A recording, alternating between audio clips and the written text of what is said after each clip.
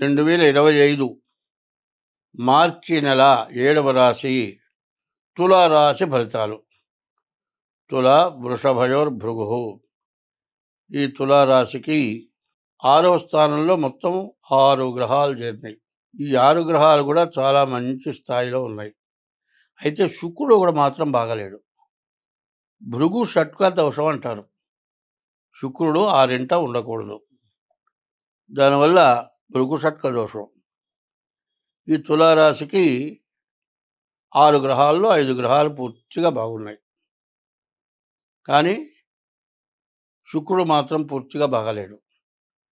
ఈ శుక్రుడు వైవాహిక జీవితానికి ఉపయోగపడేటువంటి వాడు. తర్వాత ఈ రాశికి చదువుకునే పిల్లలు కానీ, విదేశాలకు వెళ్ళేటువంటి వాళ్ళు కానీ, చేసేటువంటి ఉద్యోగంలో సమస్యలు ఉన్నవాళ్ళు కానీ అసంతృప్తి పడి కృషి తగ్గినట్లయితే చాలా నష్టపోతారు. చదువుకునేటువంటి వాళ్ళకి సాగట్లేదని, చేసే ఉద్యోగంలో సరైనటువంటి అవకాశం లేదని, ఉన్న ఉద్యోగం కంటే గొప్ప ఉద్యోగానికి పోదామని దురాశకు పోయి ఎవరైతే ఉంటారో వాళ్ళకి అష్టమ స్థానం గురువు పూర్తిగా వ్యతిరేకమైనటువంటి సమయం.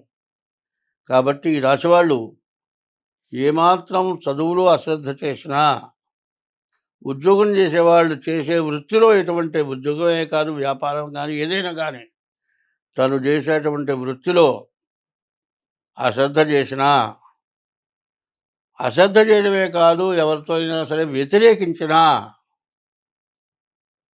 మళ్ళీ ఇప్పుడు పడ్డ నష్టం జీవితంలో పోదు.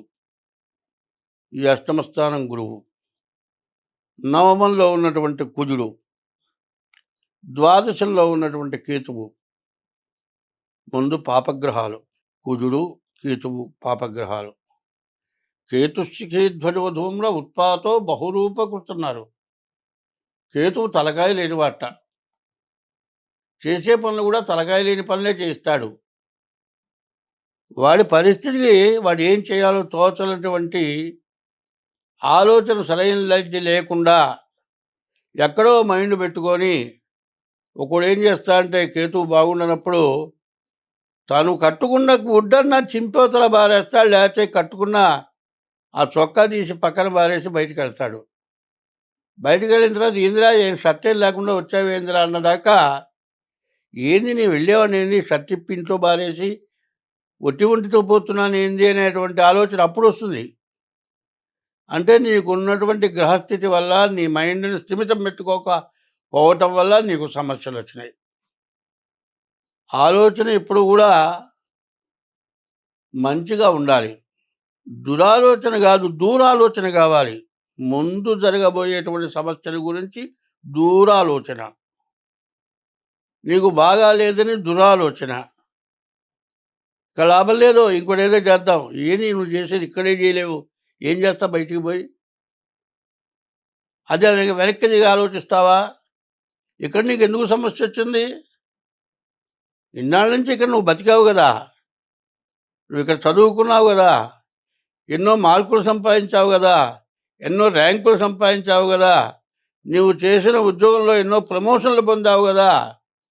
ఇవాళ నాకు ఎందుకు వచ్చింది, నా తప్పేమో అని ఆలోచించుకునేటువంటి మనస్తత్వం లేక, దూరాలోచన లేక, దురాలోచన చేసి చేతులారా చెడగొట్టుకోవటం అవుతుంది.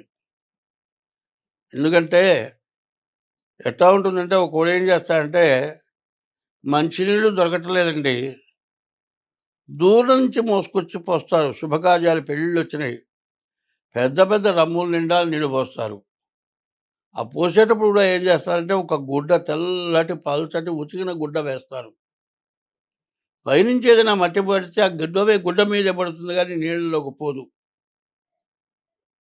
అటువంటప్పుడు దుర్మార్గుల స్వభావం ఏంటంటే బాగా మెత్తగా జల్లెడ పడితే కూడా బియ్య పిండిలాగా, మరి మైదా పిండిలాగా ఉండేటువంటి మట్టి తీసుకొచ్చి నీళ్ళలో పడేస్తాడు. చూడు నేను ఎంత గొప్ప ఘనకార్యం చేశాను అంటాడు. నువ్వు చేసింది ఘనకార్యమా దుష్కార్యమా? 10 మంది తాగే మంచినీళ్ళు జడగొట్టావే. అన్నం లేకపోయినా బతకొచ్చు కానీ దాహం తిరగకపోతే బతకలేమే. దీనివల్ల ఎంత నష్టం వస్తుందనేటువంటి ఆలోచన. ఎప్పుడు కూడా మానవుడికి కష్టాలొస్తాయి గానీ, మానుకి కష్టాలు రావు. చెట్టు మాను ఎంతో బలంగా ఉంటుంది.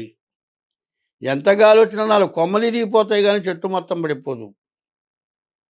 కానీ నువ్వు మానులాగా పెరిగావు. ఏవండీ, బాధపడేవాడిని నువ్వు తిడుతున్నావంటావు, తిడటం కాదు. నీవు ఎంతో కష్టపడి పైకొచ్చావు. చెట్టు ఎట్లా పెరిగిందో బలంగా పెద్ద వృక్షమై ఎంతోమందికి నీడిస్తూ, ప్రాణవాయువునిస్తూ, మరి ఎంతో మేలు చేస్తున్నటువంటి చెట్లెట్లాగో నీ సంపాదన, నీ బతుకు, నువ్వు బతకడం కాక నిన్ను కొంతమందిని బతికించి, నీ కింద కొంతమందిని తయారు చేసి ఎంతో పైకొచ్చిన వాడివి ఈ టైంలో ఏమవుతుంది? తులారాశి వాళ్ళకి అష్టమ గురువు వల్ల చేయరాని పిచ్చి పనులు చేసుకొని, జీవితంలో ఉన్నటువంటి ఆనందాన్ని చేతులారా పోగొట్టుకొని, పోయిన తర్వాత ఏమిట్రా మన బతుకు? పోయిన విలువ మళ్ళీ వస్తుందండి? రానే రాదు. జీవితంలో రాదు. ఎందుకంటే మానవుడికి ఎప్పుడు కూడా ఏందంటే రెండే 2 చెప్పారు. కామిన్యాస అంటారు. ధనాశ అన్నారు. ధనాశ, కామిన్యాస. ఈ 2 ఆశలతోటే మనిషి నాశనమైపోతాడు. ఆడవాళ్ళల్లో 4 రకాల జాతి స్త్రీలని చెప్పాడు.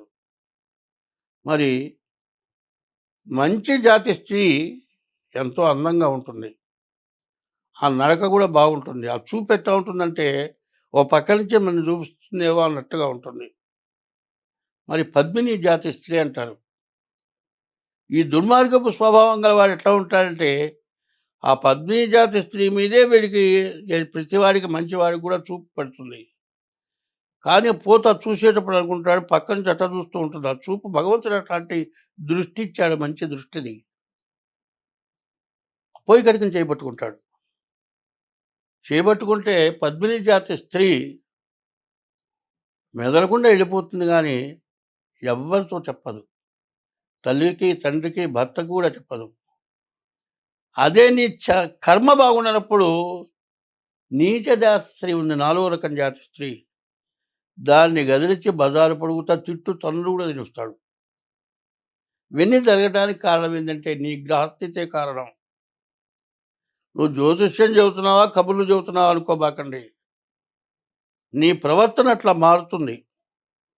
ఆ ప్రవర్తన మారిన తర్వాత నువ్వు బాధపడేటప్పుడు ఇట్లాంటి ఎదవ పని నువ్వు చేశానురా అనుకుంటాడు. మరి ఇట్లా చాలా జరుగుతున్నాయి.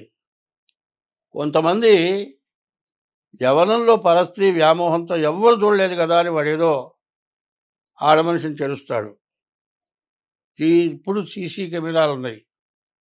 వాడు పట్టుబడతాడు, జైలుకు పోతాడు. నన్నెవరు చూడలేదు కదా అనుకుంటాడు వాడు. సీసీ కెమెరాల్లో చిక్కింది ఎవడైనా కనుక్కుంటాడా? సీసీ కెమెరాలో చిక్కి వేరే సాక్ష్యం లేకుండా దొరికి జైల్లో పడ్డ తర్వాత ఇదేం కర్మరా, పెళ్ళాం ఉండే, పిల్లలుండే, పిల్లలు పెళ్ళికొచ్చారు, రిటైర్ స్టేజ్‌కి వచ్చాను. ఈ వయసులో నీకీ మరి చావు తుదకు లావు దుఃఖంట. చావు పోయేటప్పుడు నాకు ఈ బుద్ధెందుకు పుట్టిందిరా అని వాడు బాధపడతాడు. ఇవన్నీ కూడా ఎందుకు చెబుతున్నానంటే, మానవుడికి ఒక్కొక్క టైము, ఆ వేళ అట్లాంటిది. అదే మంచి జ్ఞానం కలిగినప్పుడు మంచి బుద్ధులు పుడతాయి. చెడు టైం వచ్చినప్పుడు చెయ్యరాని దుర్బుద్ధులన్నీ పుడతాయి. అవన్నీ పుట్టి చేతులారా చేసుకోకుండా ఉండటానికి ఈ రాశికి కుజుడు, గురువు, కేతువు ఈ 3 గ్రహాలు కూడా బాగాలేవు. ఈ కేతువు మంచి స్థానంలో ఉంటే వాళ్ళ కంచి కామకోటి పీఠాధిపతులు చంద్రశేఖరేంద్ర సరస్వతి స్వామివారు ఆయన పేరు. నడుస్తున్న దేవుడు. ఆయన బతుకున్నంత కాలం నడుస్తున్న దేవుడు అన్నారు. ఆయన పరమపదించిన ఈరోజు కూడా ఆయన దేవుడు అనిపించుకున్నాడు. ఆయన కేతువు బాగున్నప్పుడు పుట్టారాయన. కేతువు బాగుండటం వల్ల ఆయనకి జ్ఞానం కలిగి ఎందరికో జ్ఞానబోధ చేసి జరిగింది, జరుగుతున్నది, జరగబోయేది అన్నీ చెప్పి అందరికీ మార్గదర్శకత్వం చేసి పరమపదించారు. వారు ఇట్లాంటివి చాలా చెప్పున్నారు. మరి మానవుడు మానవుడుగా ఉండాలా? మానవుడు దానవుడుగా ఉండాలా? అనేది మనం ఆలోచించుకోవాలి అంటే, ఎప్పటికప్పుడు మనకి ఏ సమస్య వచ్చినా మన జాతకం ఏమిటి? ఆగామి, సంచిత, ప్రారబ్ధాలని 3 ఉన్నాయి. మూడింటి వల్ల రకరకాల సమస్యలొస్తాయి. వచ్చినప్పుడు దాన్ని జాగ్రత్తగా తెలుసుకోవటం. తెలిసిన వాళ్ళు చెప్పింది వినటం. ఒకప్పుడు దేవాలయాల్లో సాయంత్రం పూట నలుగురు కూర్చొని మంచి కాలక్షేపం అని ఒకళ్ళు చెప్పటం, 10 మంది వినటం జరిగేది. ఇప్పుడు ఎట్లా ఉందంటే ఇంగ్లీష్ చదువు. గుళ్ళో ఏదైనా చెబుతున్నారనుకోండి, "అరేయ్! వీడు పురాణం చెబుతున్నాడు అబ్బో! మనకొద్దురా పద పద పోదాం పా." వాడికి తెలుగు రాదు. తెలుగు మాట్లాడటం చేత కాదు. తెలుగు సక్రమంగా చెబితే అర్థం చేసుకోలేడు. ఆ విధమైన స్థాయికొచ్చి అందరం పాడైపోతూ ఉన్నాం. ఈ రాశి వాళ్ళు ఎంత జాగ్రత్త వహిస్తే అంత మంచిది. మీ డేట్ ఆఫ్ బర్త్ ద్వారా మీ జాతకం చూపించుకోండి. మీకు అన్ని విధాలా మంచి జరుగుతుంది. స్వస్తి.